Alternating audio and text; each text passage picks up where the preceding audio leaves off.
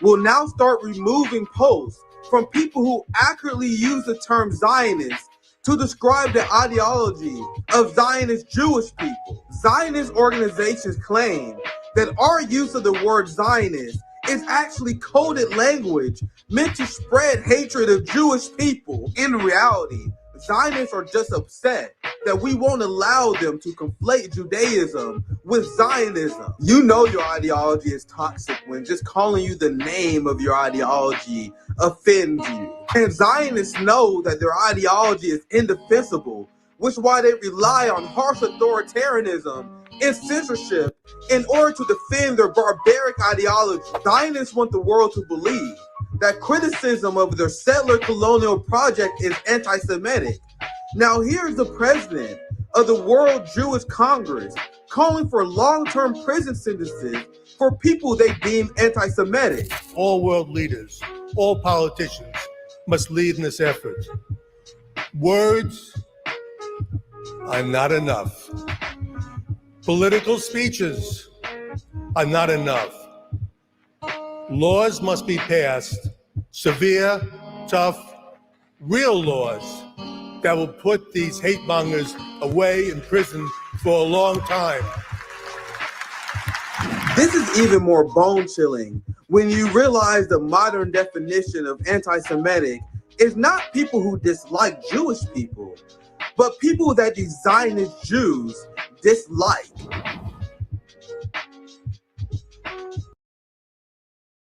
NATO chief Jens Stoltenberg bashes China for creeping too close to NATO. NATO accusing another country of being hostile for inching too close to their borders is just too fucking rich. What's next? The United States going to accuse China of hostility for creeping too close to their military bases? Do you guys see the hypocrisy of the fraudulent Western rules-based order? This is exactly what led to the war in Ukraine when NATO and the West broke their agreement with Russia that they won't expand east past Berlin. Everything they accuse their enemies of is pure projection. In order to further escalate conflict with China, you have NATO and the West that is accusing China of fueling conflict in Europe by simply having a friendly relationship with Russia. And China once again has to bring up the fact that majority of the countries in the world didn't stop trading with Russia. The Russian sanctions have failed. Isolating Russia has failed.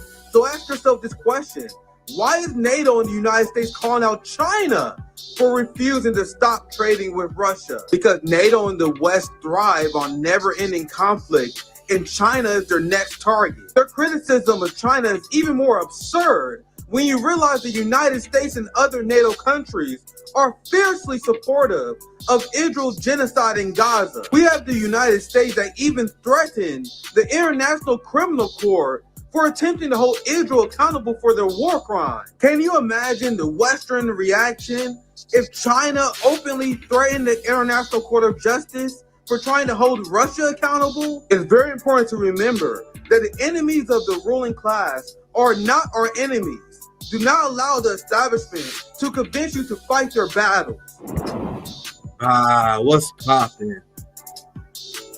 What's poppin', my friends, my family? Welcome back. We are back for RBN Saturday Live. Nick at noon, Nick in the morning, depending. Nick at any time. What's poppin'? What a crazy week we had on RBN. Holy shit, man. And things have been so crazy. I was letting Savvy, JB, and my brother Rome cook the last 2 days. I had Eva Bartlett on. Fam, what did we tell you guys about this new era? What did we say? This new era is truly about to be banger after banger, high-level intellectual content exposing the ruling class. Look at the guest list. And I had to write it down because I'd be forgetting. Nick in the evening over here. Bro, we have people everywhere that watch our show. I see it all the time. People always say the different regions. Hey, shout out from Ireland. I'm in Vietnam. Shout out. I'm like, whoa, what? So what? People in China be watching our show. I have indigenous socialists from Brazil who follow our show. Big shout out to my friend Claudia and Josana, who I still have a lot of love with, a lot of love for. Look at this. We had Eva Bartlett, who I have a lot of respect for, who does amazing international work. We had S.L. Cathan on, Jay Bowles, Ajamu Baraka, Jill Stein, Shama. And this is all within a span of the last 3 weeks, guys. And then next week, next week, I have someone I've been following for a while. I'm very excited about this. I got Li Jiling, the reporter from China. We going, and Zoya hit me up. She's like, bro, she said we got to do 2 hours. And so on Tuesday, 2 hours, hardcore foreign policy with Li Jingling. I hope I'm saying her name right. But she's a very prominent anti-imperialist journalist out of China. And then you had this show. Big shout out to our boys, JB Font, Rome, Slank. I told you guys in this new era, we are allowing space for Discord, for discussions, even people we don't agree with. We want to throw an olive branch and try to talk to people, right?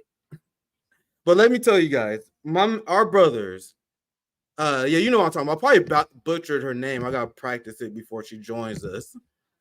Li Jing, sorry. But this episode was something else. You guys saw me raging in the chat. JB and Rome did a fantastic job. And look at this. This is Black Twitter, fam. Black Twitter following this stream that JB and Rome did with Chuck D and Slank. Chuck D, the prominent rapper. Fight the power. Now he's like, fight for the power. No, big shout out to him for joining RBN, though. Big shout out to Chuck joining RBN. Black Twitter is having a blast with this. Their faith is while Chuck is spewing nonsense. Not for me. Black Twitter had fun, man. It was a great week for us, man. That was such a fantastic show from JB and Rome. And some people asked me why I wasn't there. And I'm like, bro, this is time for JB and Rome to shine. I knew my brothers had this. You guys know I was nervous in the chat. I was raging in the chat, but I knew my brothers had this. This screenshot, unfortunately, don't have Rome in it. But Rome, big shout out to Rome for booking this. Big shout out to JB James for helping Rome produce, chiming in for a very important Discord. So that's what we had earlier this week. We had Sabby and JB. And we have Margaret Kimberly join us on Monday. So many bangers coming up. But let's get right to it, because this is what I discussed in my hotspot, so we don't have to cover it too much in detail. Even when I'm not streaming on YouTube, you guys always know I'm in the lab cooking. I'm always in the lab cooking, because my hotspot video has been doing better on YouTube. But bro, on X, bro, I'll be having these Zionists in shambles, my friends. Anyway, I can move on. The point is, I'm very excited with the work we've been doing at Hotspot, this collaboration with RBN. My brother Nico House is killing the game. I was on Nico House channel earlier this week. JB and Nico had a show this week as well, man. There was so much RBN content, let alone all the bangers, the daily bangers that you guys see on Savvy Sav channel. But I can shortly discuss this and show you guys. This is the NATO 2030 plan I explained to you guys about. The NATO 2030 plan, where they always had intention of provoking conflict with China.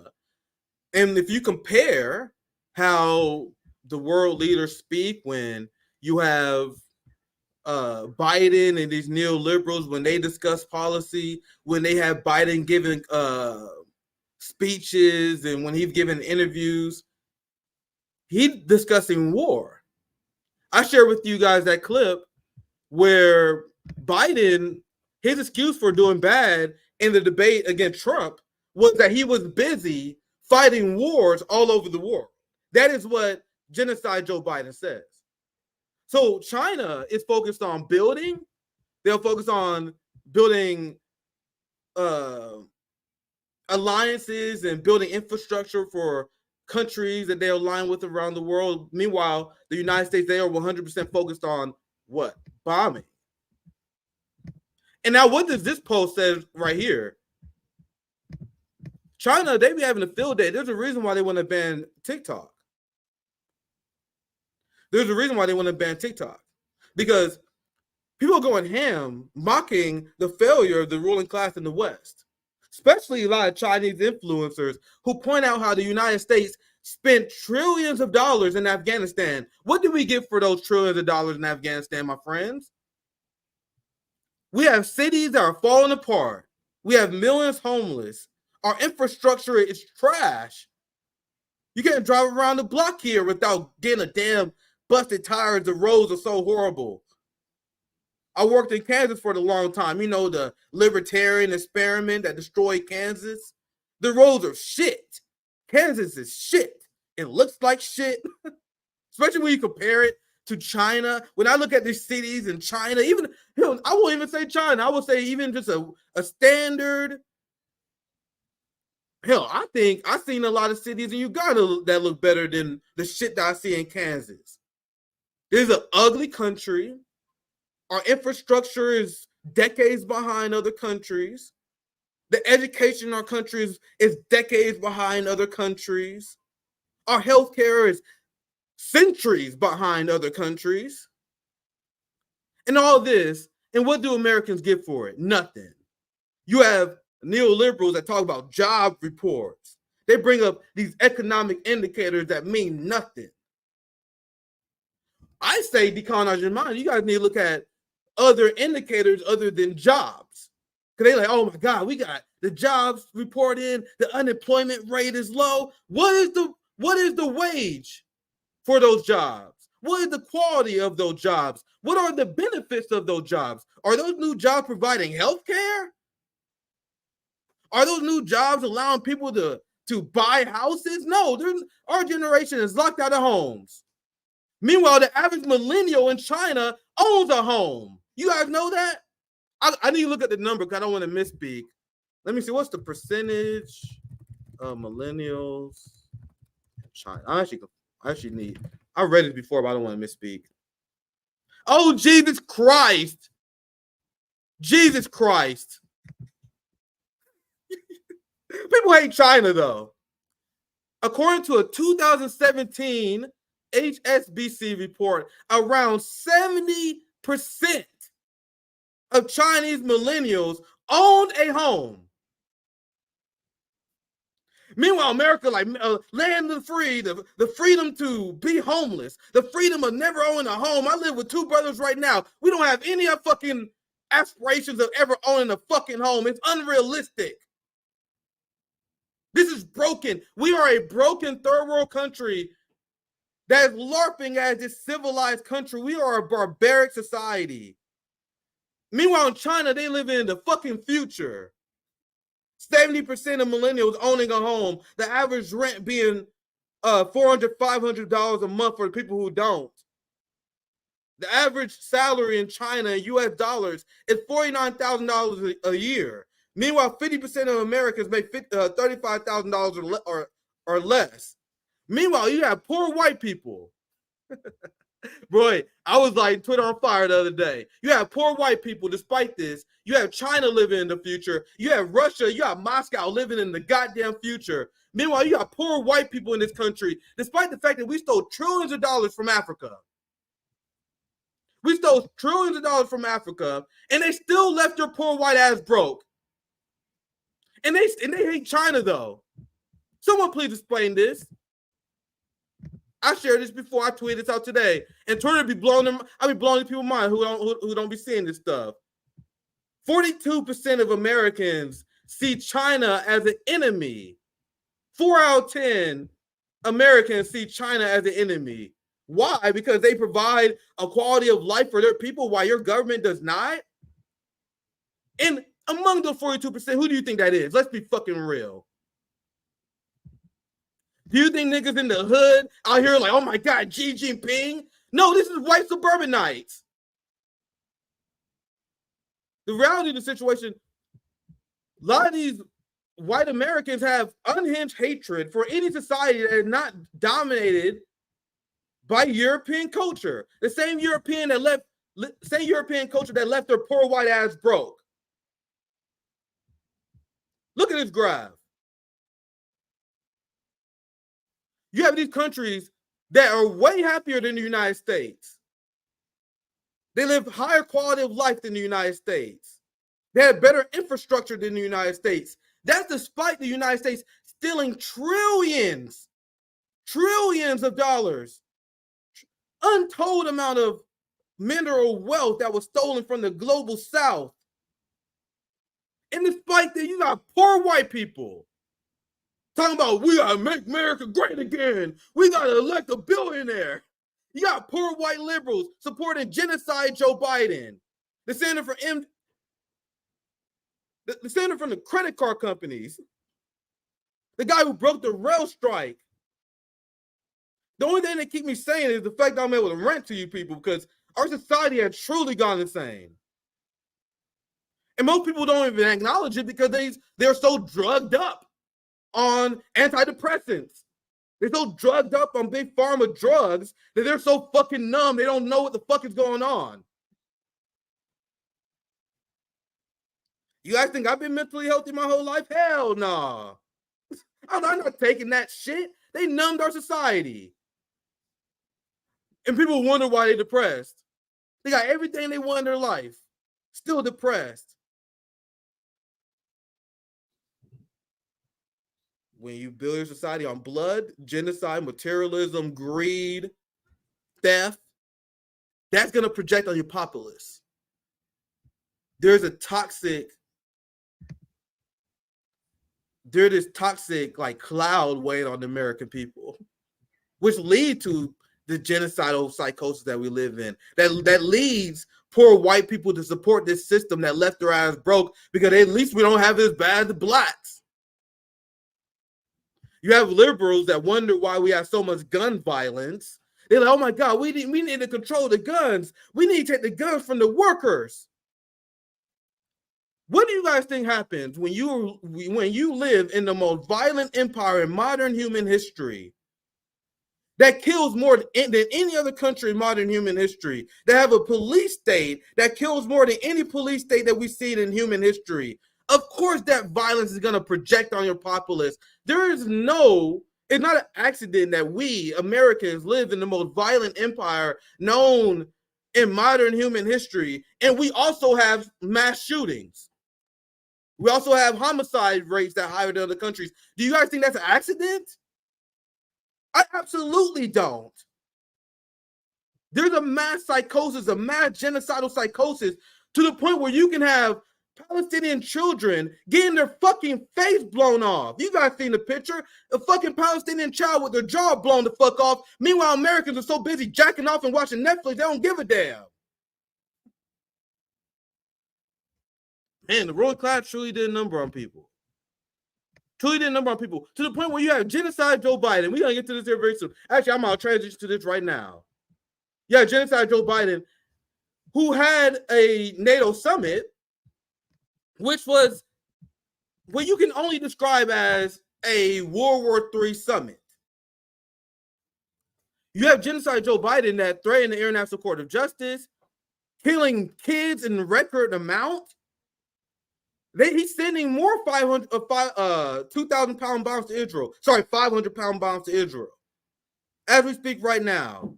And there's a Lancet report, the world's lead medical journal, that found that there's 183,000 dead Palestinians. They don't even count the amount of people that are set to die because of famine. Because, Joe Biden cut aid to the largest aid organization for Palestinians, UNRWA, in the middle of a famine. Built an aid just used to terrorize the people. And as Joe Biden is literally being the most unhinged administration we see in modern history, because I don't want to do any lesser to evilisms, but presidents are supposed to up each other. You know what I mean? You have George W. Bush. You have Barack Obama, who killed more, who upped the ante, who continued all the wars. He took it to 2-7. escalated the drone strikes. Then you had Donald Trump who took charge. And then he killed more people than the drone strike king in his first term with drones. Now you got Genocide Joe. So don't get me wrong, guys. This is not me doing lesser to evilism. I am explaining to you guys how the president does not control foreign policy. The empire is going to continue to get more violent, continue to get more bloodthirsty. And the president is going to go along. You have Biden, who's nowhere near a president, is President Anthony Blinken. Anthony Blinken, the butcher of Gaza. He's literally forming a coalition to invade Haiti.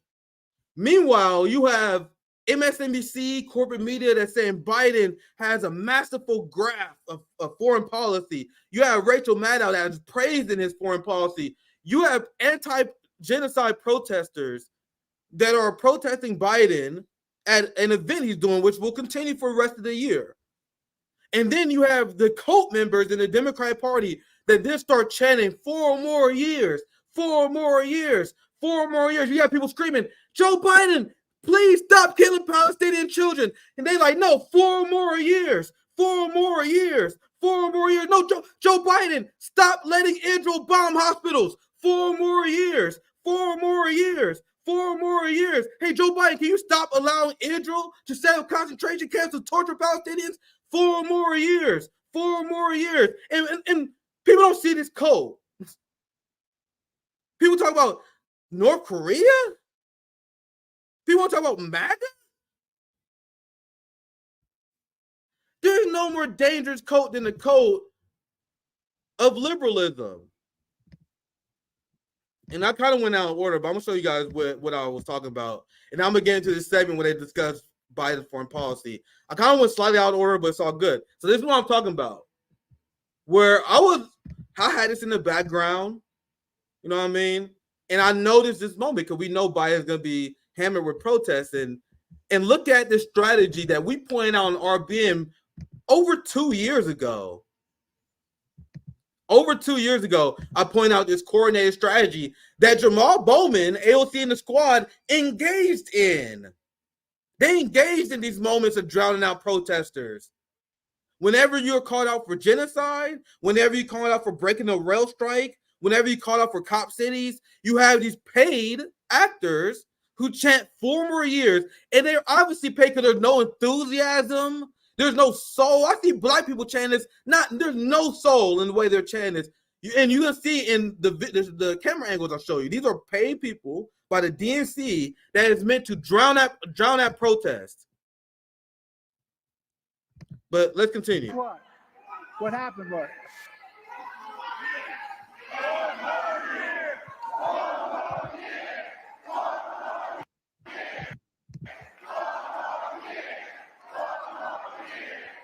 So I think this video may be low. Let me know in the chat.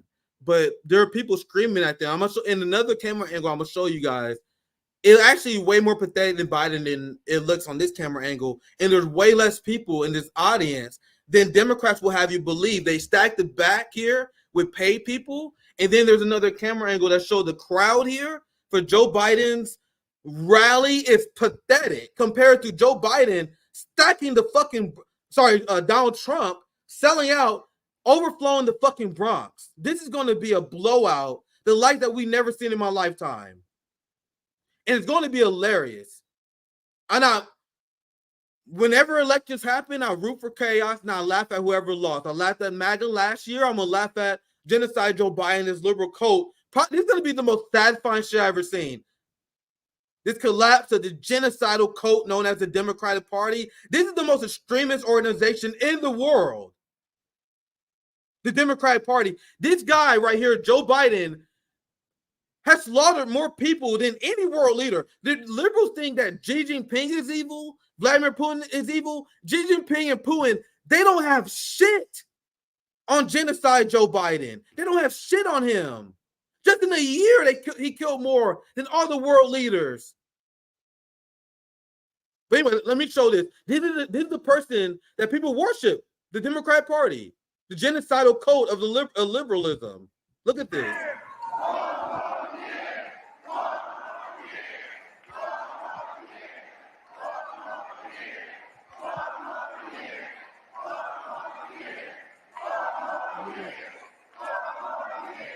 by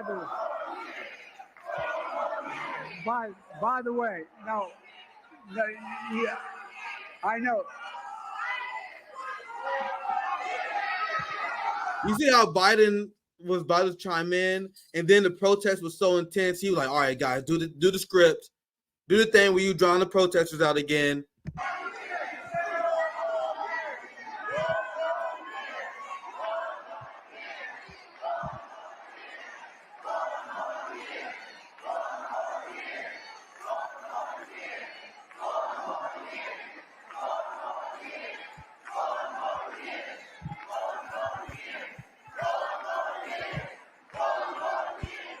Look, you see how long they have to chant? And you know this is scripted because they're gonna chant until the second that the protesters leave. And then they stop dead. Like, imagine being enthusiastic about something just stopping dead as you chant it. Medicare for all, end the wars, end the wars. And you just stop on a dime. You about to see it right now. Literally the most. This is the creepiest shit you would see in politics. This is way creepier than anything that Trump and MAGA does. Period. There's nothing that Trump and their supporters do to me that's creepier than this.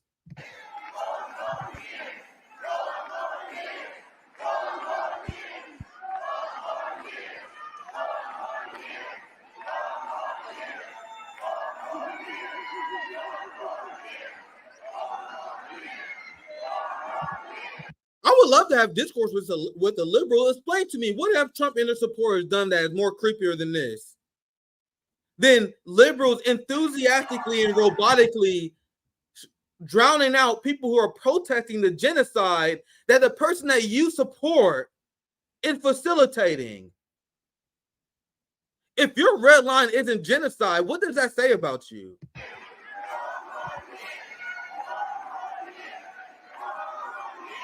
Folks,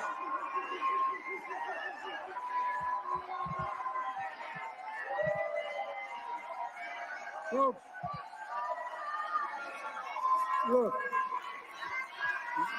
give me 1 second.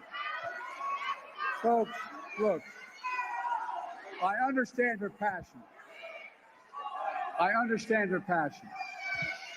That's why I put together a detailed plan that the United Nations accepted.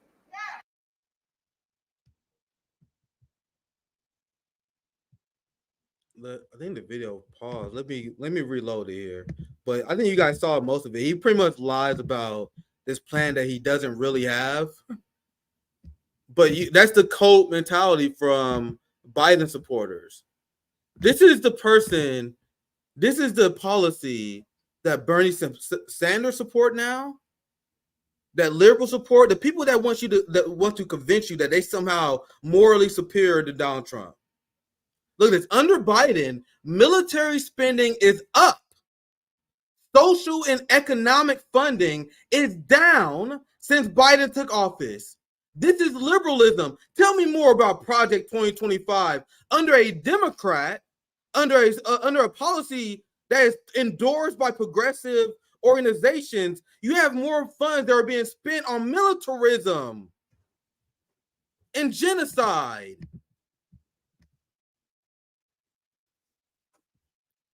Here's a tweet. Since Biden took office, the Pentagon budget has grown by $212 billion, and the budget for social and economic programs has shrunk by $30 billion. So $30 billion less for social programs, $212 billion for funding potential World War III. Meanwhile, Bernie Sanders, Sean Fain, all these progressives, AOC, who's riding with Biden, they're literally supporting Ronald Reagan-style trickle-down economics. Biden has an economic program that is going to funnel all the wealth to Wall Street and the military-industrial complex. Raytheon, Boeing, and the arms industry is making record profits under a Democrat. Repeat this to all your shit-lipped friends. The military-industrial complex is making record profits. Social funding is being siphoned. Cop cities are propping up all over the country under a Democrat, not a Republican, a Democrat. But Donald Trump says mean tweets. Donald Trump say rude things. So you have Bernie Sanders and the progressives that completely flipped, who unapologetically supporting neoliberalism, harsh militarism. And you have Joe Biden that has the nerve, and he gets away with it because of the blessing of Bernie Sanders. He said he had the nerve that he challenges Ronald Reagan. He's reject trickle-down economics. This is trickle-down economics. Biden says he's taking on the corporations. The arms industry is a corporation. They said we want to end gun violence. Because of the Ukraine war, there's a black market boom of guns in Europe, in Africa, the likes that we never seen before. You have all these terrorist groups in Africa that the West keeps talking about. How do you guys think they're getting the guns? How do you guys think the terrorists get the guns? Because you have the Democrats, you have Biden, you have Bernie Sanders, you have the liberals who want to take the guns of the working class away. Meanwhile, they are creating a black market booms of guns. Now you have neo-Nazis who have guns in Europe, and they're going to bring it back home.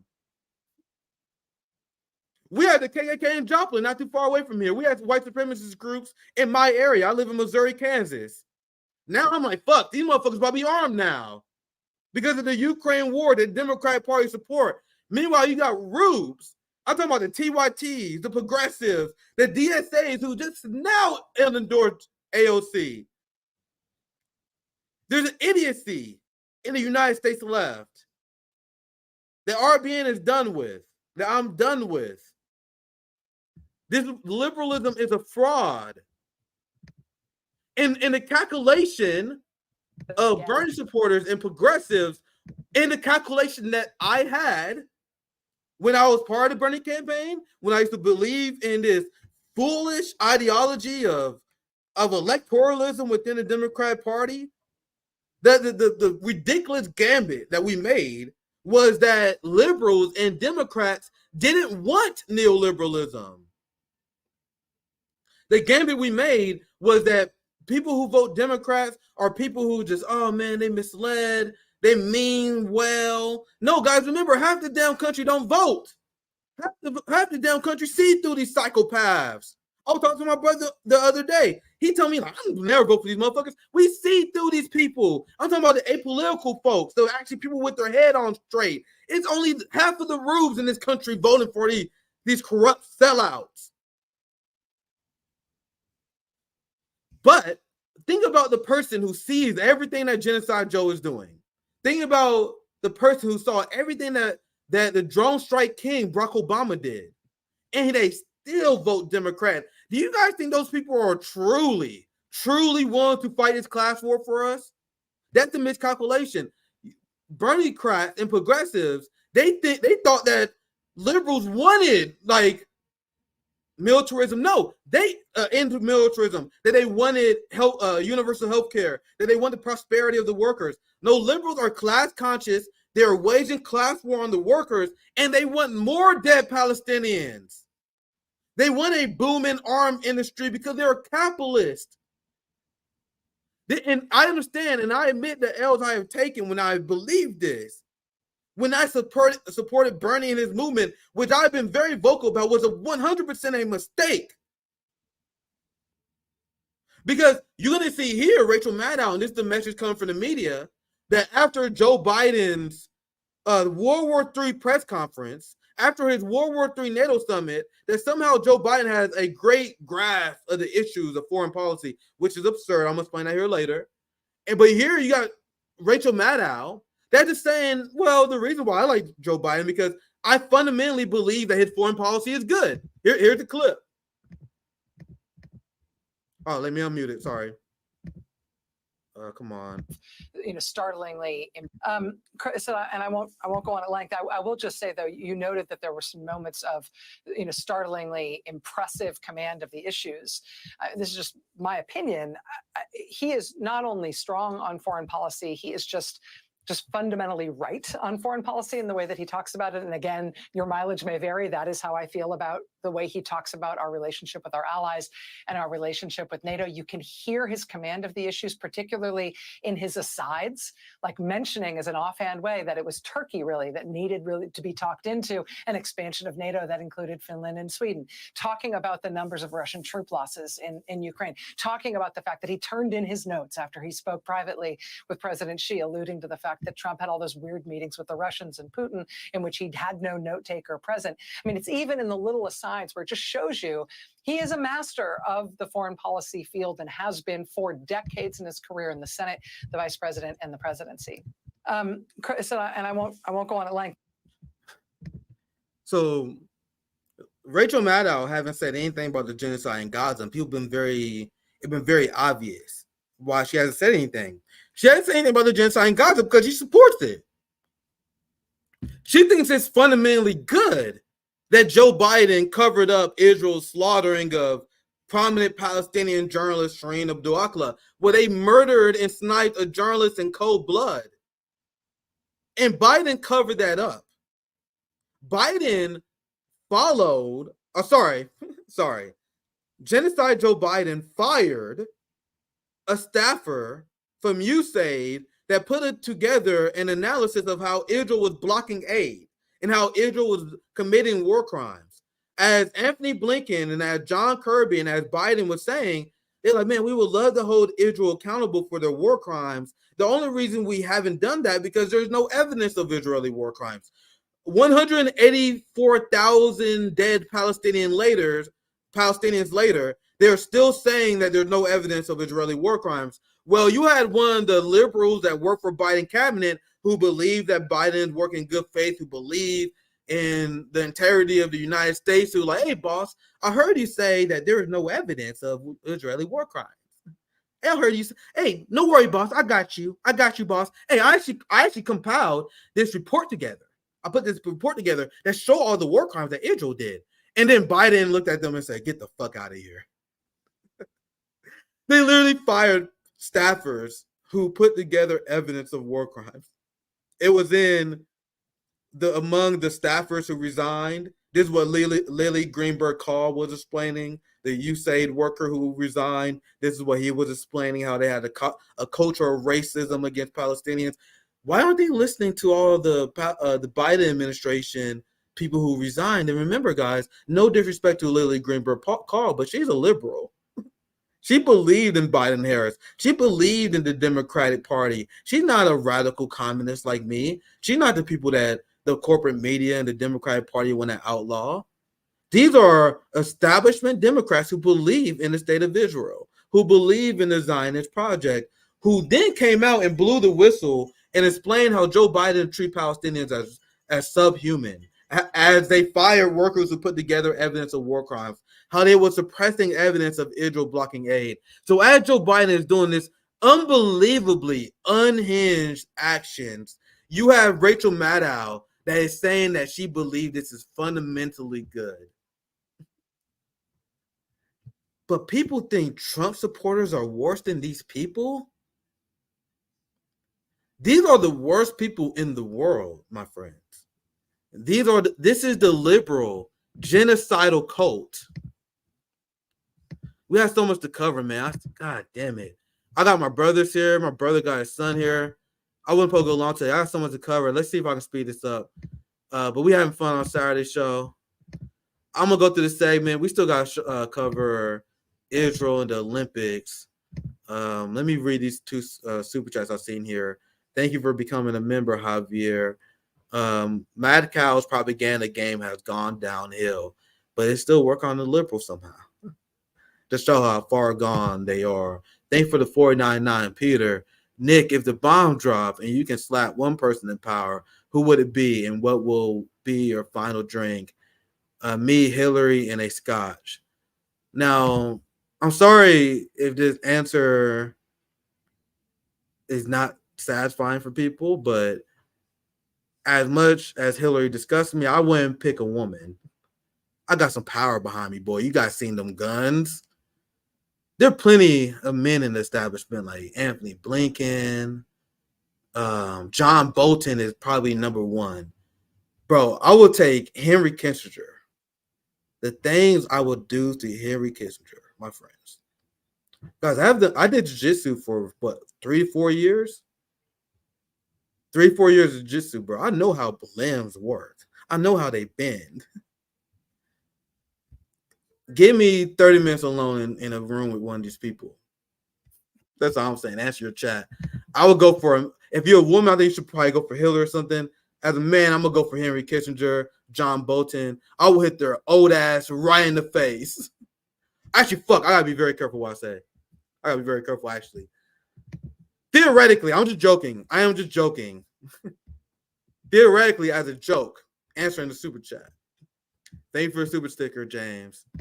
I think we get to this segment.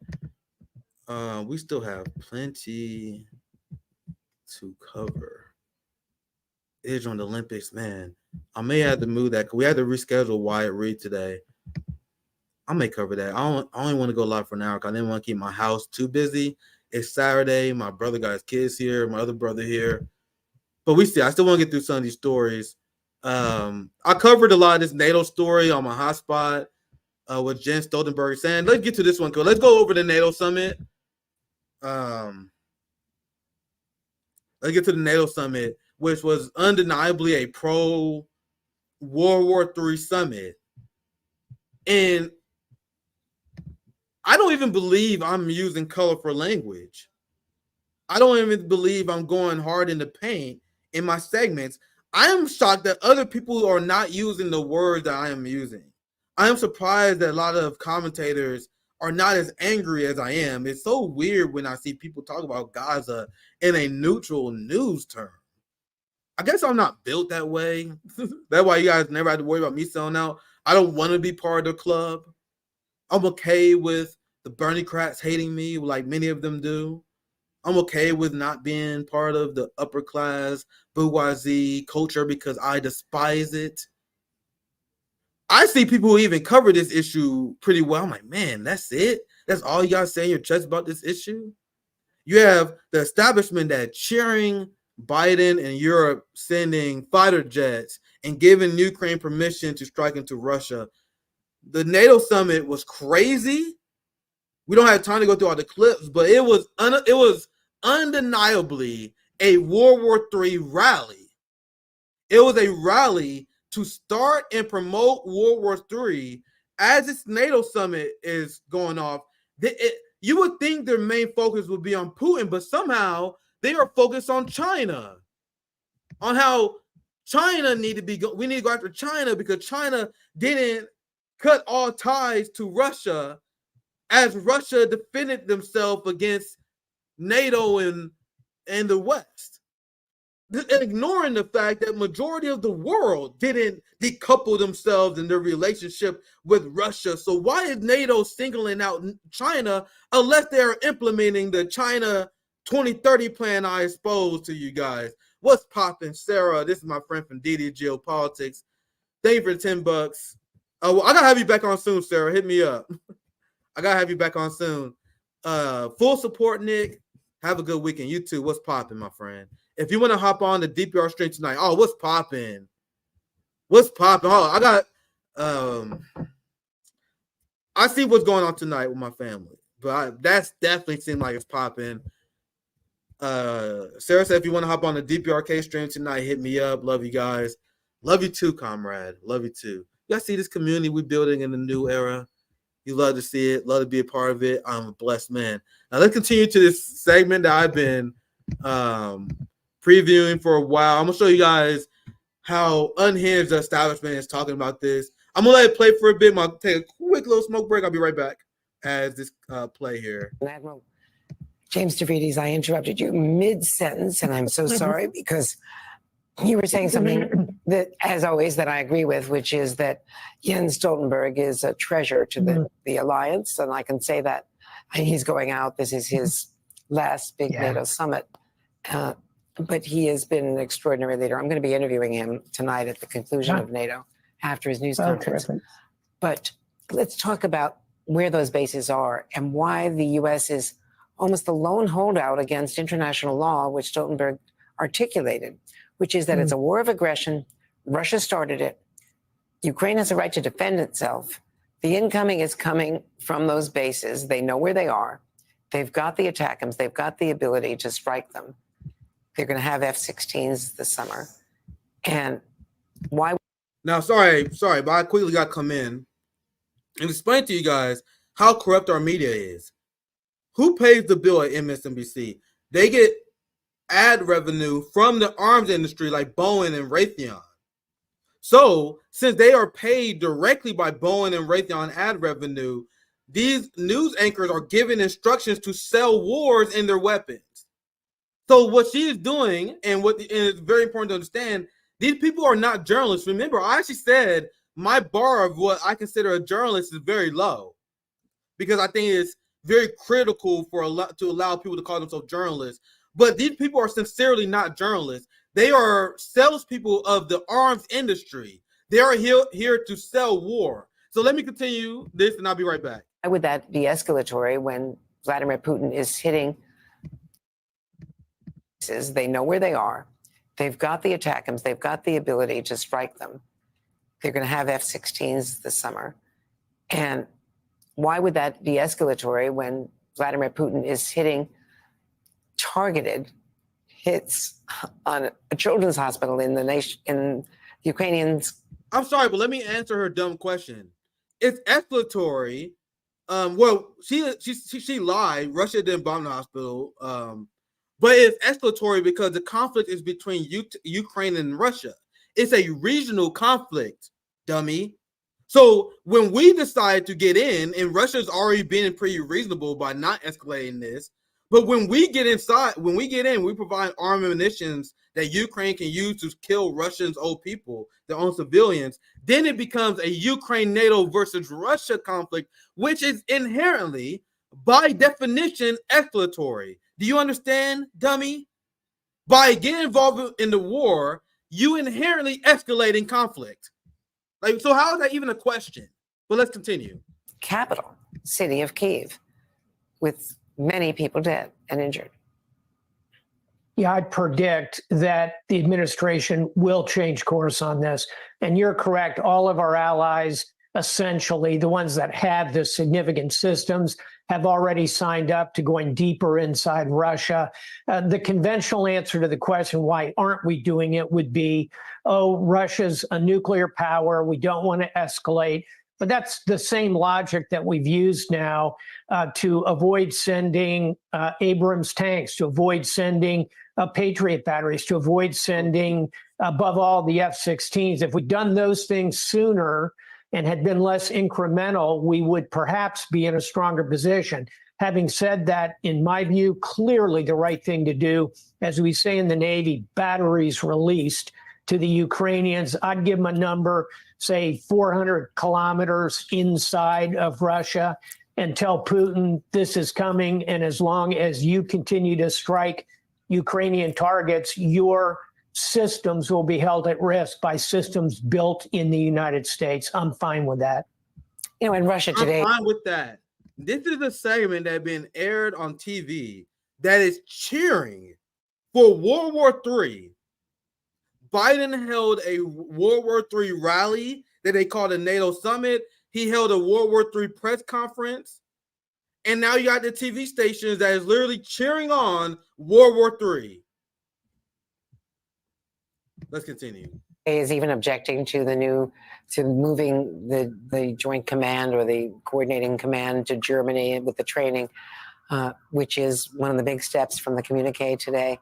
And we've had military, since all through the Cold War and since in Germany. So that's nothing new. Let me ask you about China, though, because a big piece of the communique, something that everyone agrees on, is pushing back against China and accusing them of what, frankly, the U.S. first accused China of more than a year ago at the Munich Security Forum, which is not weapons transfers to Vladimir Putin, but dual-use technology and material, which is propping him up aside from money and oil purchases. So you understand what they're saying? You understand they are looking for an excuse to go to war with China? So essentially what they're saying, you guys didn't immediately break ranks, and you guys didn't end your trade with Russia, because they're not even accusing China of sending Russia's weapon.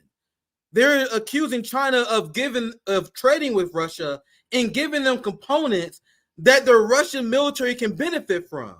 That's what they're accusing them of. So essentially what they're asking China is completely to decouple from Russia, which is a crazy thing to ask of them. That is something that majority of the world is not doing. Like, Europe is not even decoupling from Russia. They're still buying Russian energy. They're asking China of something they know is unachievable, and now they're accusing them of helping fueling conflict in Europe as they fund and fuel a whole lot genocide in Gaza. As they funded, supported, and armed a coup in Ukraine in 2014. As they continue to meddle in countries around the world, then they have the nerve to accuse China of helping Russia. Even if that were true, that is half. I mean, not in half. That's a fraction of what you guys have done in terms of promoting never-ending conflict and war. They are upset at China because China proposed the Chinese peace plan. You know, they are upset because China is calling for peace. The same way they're upset at China and Lula and other people they call Hamas sympathizers for calling for peace in Gaza. What does it say about the West that peace consistently benefits their enemies? If peace is your enemy, you're the problem. But let's continue. God damn, I got a lot of shit to get to. And sanction evasions. This is the right message from the NATO alliance collectively, which, oh, by the way, China, here's the wake-up call. NATO has 32 countries. It's over 50% of the world's gross domestic product. It's the largest market in the world collectively, NATO. So China, listen when we say to you, we are going to start imposing sanctions against you, possibly, if you continue to provide the weapons of war to Ukraine. And my sources tell me, I'm sure yours do as well, that the U.S. laid out a very strong... Imagine you and your homie jumping, beating the fuck out someone. Well, that not necessarily happen. You 10-on-1, that one guy beating your ass. Then his friend trying to jump in, you look at him like, bro, if you jump in and try to save your friend here. What they're asking of China here is so absurd. No one in the world is expected to decouple with Russia. Well, to be clear, let me clean my analysis up a little bit. To be clear, Anthony Blinken, Victoria Nuland, they tried to do that in Africa. They tried to put pressure on Modi, and then Modi from India just met with Putin, and they've been in shambles about that. You have their own NATO members. Viktor Orban, they are calling a dictator now because he rejects Europe. They are losing, guys. The reason why they want World War III is because they are drastically losing this battle. So let me finish the segment. I'm going to quickly cover the Israel Olympic story. I can't do a long stream today because I don't want to take too much of the time of the household today, but let's finish this segment up, and I got one more we can get strong intelligence case showing these dual-use technologies, meaning things that could be used in a civilian product but are equally capable of being inserted, a chip, for example, into a drone system. That's what's flowing across the border. China needs to hear that message loud and clear from the alliance. I'm really proud of the alliance for pushing back collectively on it. I think we've got the economic leverage here. And they also communicated an irreversible path for membership for Ukraine, and that the training and all of the battle coordination is going to help foster that. Hey there, MSNBC fans. I'm Luke Russert, and be let me sure. turn that shit off. All right, let's get ready for our next segment. I ran enough on that. We're going to discuss the Olympics and how the world is just morally bankrupt because you have Israel that murdered 183,000 Palestinians, most of them being women and children. Meanwhile, they're still allowed to compete at the Olympics. And I don't know if you guys remember, I covered the World Cup I believe it was 2 years ago, and we did a segment discussing how at the World Cup 2 years ago, Israel was being mocked and jeered. Their journalists were being denied interviewed. It was an hilarious segment I did 2 years ago explaining how every time Israel go to the Olympics, they are met with massive backlash because the United States is behind. Don't allow the establishment to gaslight you when they say, oh, look at these Hamas terrorist sympathizers. Look at these people who crazy far left radicals. No, the world stands with Palestine. The global majority stands with Palestine. You have Israel that was openly rooting for a far-right takeover in Europe. They was cheering far-right wins in Italy. They were cheering for a far-right victory in France, a far-right victory in the UK. And as Israel was cheering for far-right victories in Europe, liberals, Democrats, Bernie Sanders, the Zionist Lights, the Marianne Williamsons, it never connect to them why they have the same politics of Zionists who root for far-right victories in Europe. Isn't it interesting they never make that connection on why that's a problem? But why do you think Israel has to root for far-right victories? Because supporting Palestine is massively popular among the global majority. It's only the United States that lost their goddamn mind and allowed the Zionist project to brainwash us. So, man, I should have saved it. I had a banger segment I did. I should save some receipts I had because it's hard to find the old Israel. I need to find some old Olympics. Oh no, let me look World Cup because I covered this before where they would get shit on last World Cup. 12 nations call on FIFA to ban Israel from the World Cup competitions. Interesting. And that was in February, so hopefully we get more of that. Damn, that was so long ago, it's hard to find stories on it. But anyway, I did a story about 2 years ago how Israel was isolated at the World Cup. Their journalists were being mocked. It was just very embarrassing for Israel. It always is whenever they do these world sporting events.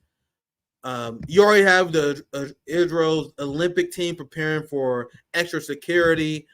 Zionism is crumbling and falling apart in front of our eyes.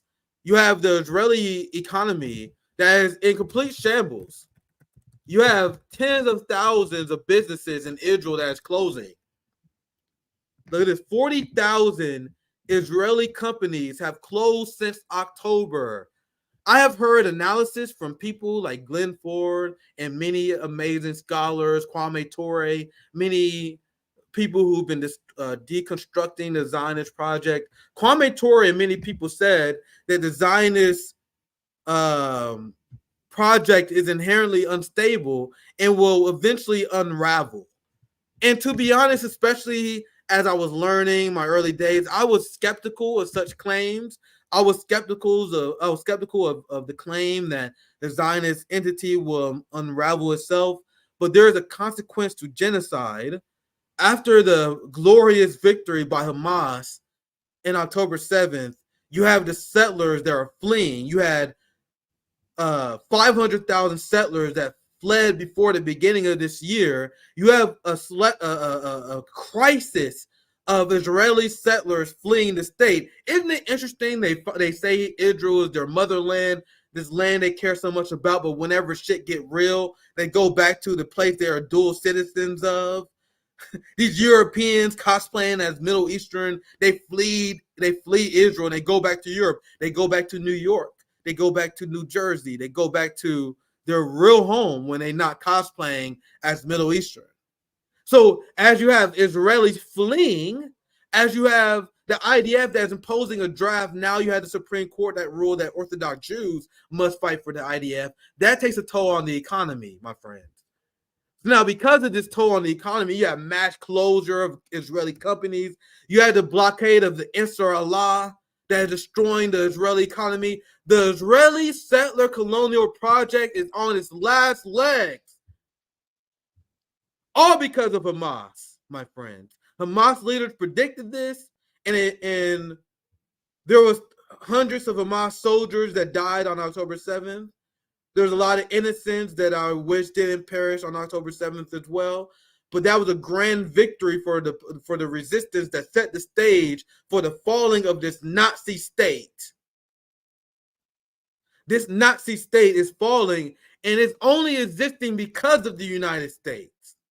Without AIPAC, without the loyal Zionists in the United States Congress, Israel is done. The military has been exposed as weak. They lost countless soldiers. That's why they forced to draft. Do you guys think you're forced to draft people? You're forced to break a long-standing custom of drafting Orthodox Jewish people in the army and force them to fight? Do you think you do that when things are going well, my friends? You absolutely do not. So I had to share with you guys. I find it so amazing how the state of Israel, genocide has consequences, and they're now a global pariah. You have institutions that are controlled by Zionists or trying their best to keep it together, but the dam has broke. You have countries, you have people that are calling for it. You have mass voices all over the world that is calling to ban Israel for genocide. I'm sorry, ban Israel from the World Cup because they committed genocide. Here's Wyatt Reed, and this is exposing the hypocrisy. This is a long-ass thread, but I'll read it because I think it's important. This is from Wyatt Reed. We're going to have Wyatt Reed back on very soon. Look at this ridiculous headline. Oh, Jesus Christ. I'm going to read the headline, then I'm going to read Wyatt Reed's post next. The IOC's ban on Russia cannot be compared with the Israel situation. Why? Bro, they accuse Putin of crimes for quote-unquote relocating Ukrainian children, which they didn't do. You guys understand that Israel killed more children than Russia was accused of relocating within the first few weeks? I saw a count a few months ago where there was only like 500 dead Ukrainian children. Compare that to 146,000 dead Palestinians. What they're doing here, and why this is disgusting, is they're essentially looking at Palestinians. They're looking at brown people all over the world that is victim of Zionism, occupation, and colonialism, and they're saying your life is not as valuable as a white Ukrainian. The lives of the victims of our foreign policy is not important. The victims of the genocide in the Congo, not important. The victims you see in Gaza and Palestine and Sudan and Somalia and Yemen because of our sanctions, Venezuela because of our sanctions, Cuba because of our sanctions, their life is not worth shit. That is what they're trying to tell you every time with these headlines. Look, now, all of a sudden, after banning Russia, they say the world athletics is trying to remain politically neutral. Can you believe this shit? So after all of them condemning Russia for defending themselves against NATO, Russia defended themselves against NATO, and then everyone in the world became a geopolitical analyst. All of a sudden, everyone became an expert in the Ukrainian region. As people who are actually experts in the Ukrainian region, many people like Noam Chomsky, who studied this issue for a long time, explain this because NATO expansionism. Yeah, many people explain this because of NATO expansionism. But all of a sudden, everyone became a historian. Everyone became a geopolitical analyst, and they condemned Russia for a conflict they had no idea what the fuck they was talking about. And now, after all of that, now you have Israel that's threatening the International Court of Justice. They are committing a mass slaughter the likes we haven't seen since the Holocaust. And now, all of a sudden, they say, oh, we want to stay neutral. Oh, sports is not about politics. Oh, we don't want to bring politics into sports. Guys, I saw an NFL draft.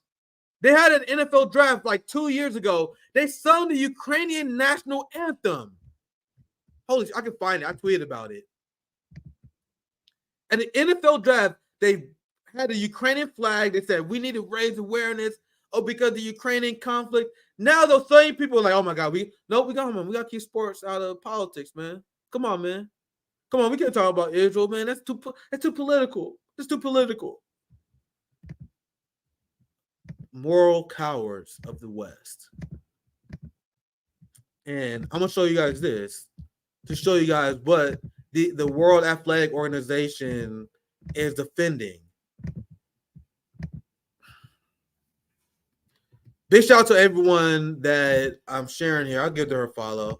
Big shout out to Najat here, who put out this banger. Israel continues to kill the most number of athletes in the world, and they are competing at the Olympic. Think about that. Think about that. You have Israel that is literally killing Palestinian soccer players, footballers, and now they're going to compete in the Olympics.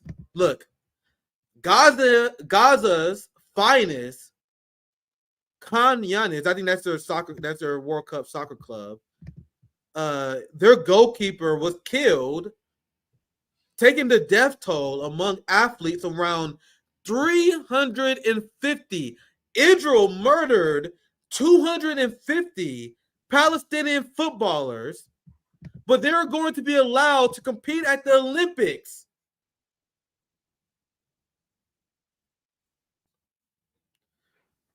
White Western society, all these cowards that enable this are disgusting.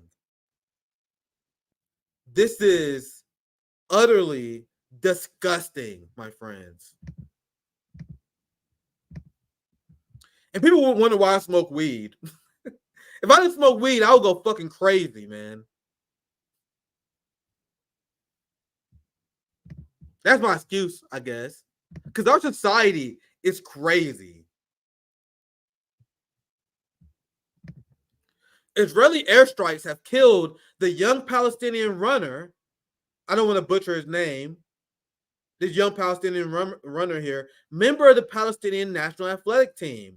The occupation forces bombed his family home last night.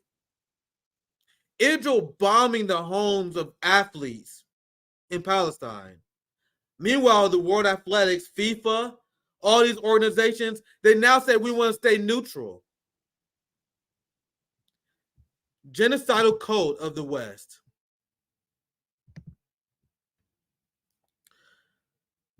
Here's another. This is the person that they murdered. Just mass murdering athletes. And because of the sake of time, I'll wrap it up here. They banned Russia from Eurovision, FIFA World Cup, Euro 2024, and the Olympics, but not Israel. Now look at the picture of Kyiv, who they say Russia dismantled, and compare it to Gaza, which completely dismantled. Meanwhile, international athletic organizations banned Russia from all these competitions because they were waging war. And it's even more disgusting because the United States is allowed to participate everywhere, despite the fact that they destabilized the entire Middle East. I don't even have time to explain how ridiculous this is. They allow the UK to compete. They allow France to compete after what France did in Africa and Haiti. Why do you think the French soccer team is all black? French soccer team is killing it. Full of people whose family came from countries that they colonized. Mbappe came from a country that France colonized. France colonized Africa. Now they're reaping the words in soccer now. But they're like, hey, yo, we won the World Cup. We got the best team. Viva la France. Like, all right, great job. You colonized Africa. Now you benefit from the athletes now. Good job. So I think this is a good 1 hour rant stream. I was gone for 2 days. Your boy was gone for 2 days. We had banger after banger. And I have more bangers for you guys next. We have Murray Kimberly joining on Monday. I have I want to make sure I pronounce her name right because I actually got a lot of respect for her. She's a name Lee Jean. Yeah, it's her. I'm gonna show you. Oh shit. Oh, I'm a goof. Where is it? Lee Jing. Am I saying that right? Man, I really hate I'm a horrible linguist. But we got 2-hour foreign policy and we do it on Tuesday. I'm trying to pull her up. It's her.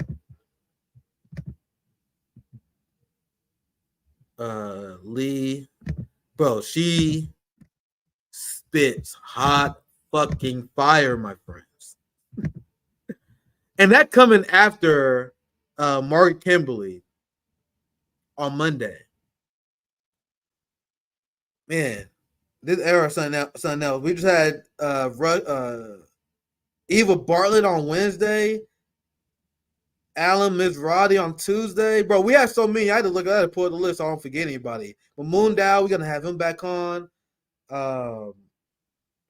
Next week is stacked. So we come with banger after banger after banger. You guys know I'm always in the lab cooking. Hotspot, I drop about 4 of those a week.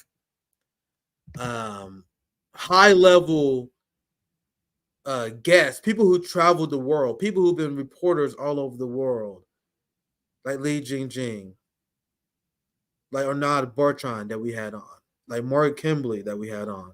We had Jill Stein, Shama Sawan. I'm gonna be at the DNC in Chicago in about 5 weeks, about 4 or 5 weeks, giving a speech there. Guys, the new era of RBN, bangers after banger. We just getting started, my friends. What a time. What a time. Hope you guys enjoy the stream. I'll be back on Monday with Mario Kimberly. Have a good weekend, my friends. Take care.